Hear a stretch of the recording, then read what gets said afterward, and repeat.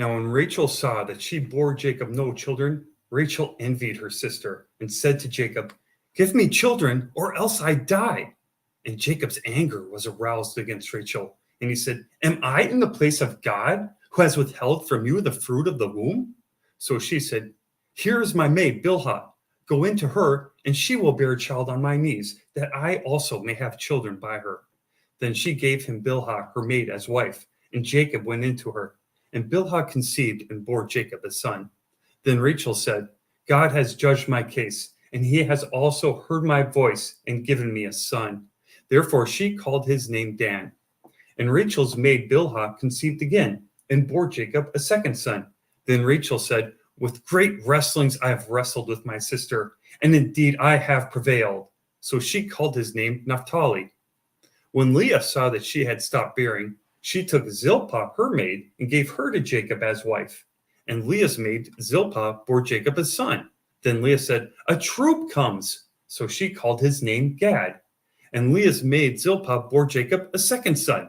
Then Leah said, "I am happy, for the daughters will call me blessed." So she called his name Asher.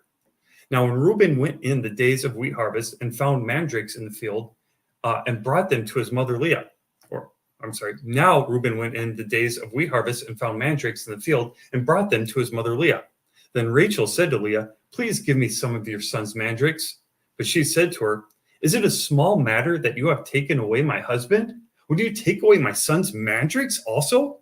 And Rachel said, "Therefore he will lie with you tonight for your son's mandrakes." When Jacob came out of the field in the evening, Leah went out to meet him and said, "You must come in to me, for I have surely hired you with my son's mandrakes." And he lay with her that night.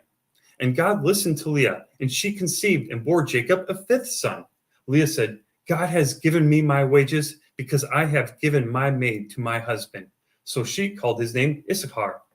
Then Leah conceived again and bore Jacob a sixth son. And Leah said, "God has endowed me with a good endowment. Now my husband will dwell with me, because I have borne him 6 sons." So she called his name Zebulun. Afterwards she bore a daughter and called her name Dinah. Then God remembered Rachel, and God listened to her and opened her womb. And she conceived and bore a son and said, "God has taken away my reproach." So she called his name Joseph and said, "The Lord shall add to me another son."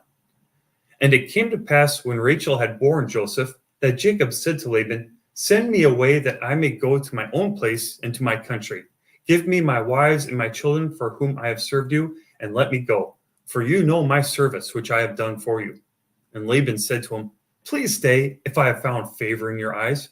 For I have learned by experience that the Lord has blessed me for your sake." Then he said, "Name me your wages, and I will give it." So Jacob said to him, "You know how I have served you, and how your livestock has been with me.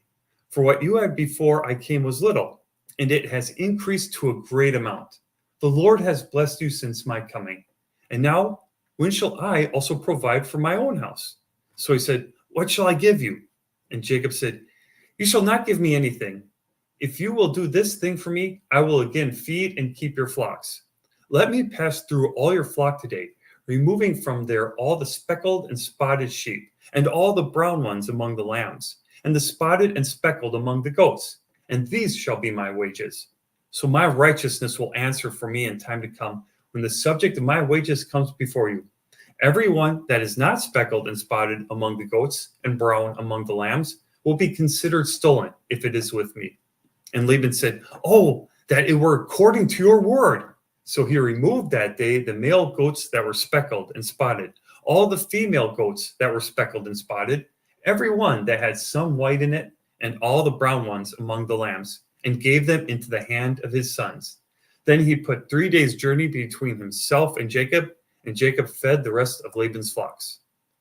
Now Jacob took for himself rods of green poplar and of the almond and chestnut trees, peeled white strips in them, and exposed the white which was in the rods.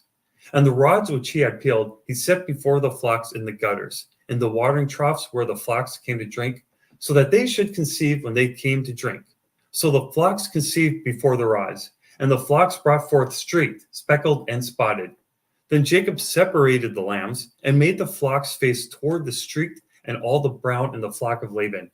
But he put his own flocks by themselves and did not put them with Laban's flock. And it came to pass, whenever the stronger livestock conceived, that Jacob placed the rods before the eyes of the livestock in the gutters, that they might conceive among the rods. But when the flocks were feeble, he did not put them in. So the feebler were Laban's, and the stronger Jacob's. Thus the man became exceedingly prosperous, and had large flocks, female and male servants, and camels and donkeys. Genesis 30.